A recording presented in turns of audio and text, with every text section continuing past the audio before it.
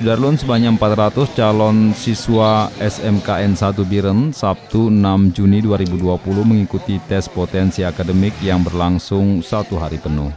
Sebelum memasuki perkarangan sekolah, para calon siswa diperiksa suhu tubuh di pintu gerbang sekolah.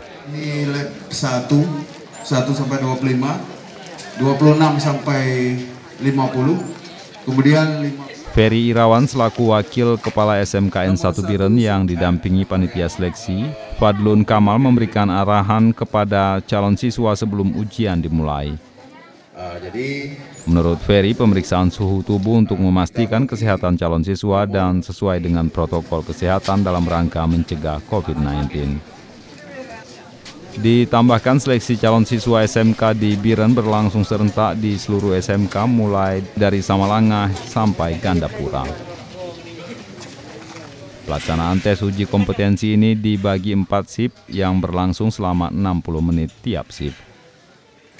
Untuk hasil seleksi akan diumumkan pada 10 Juni mendatang.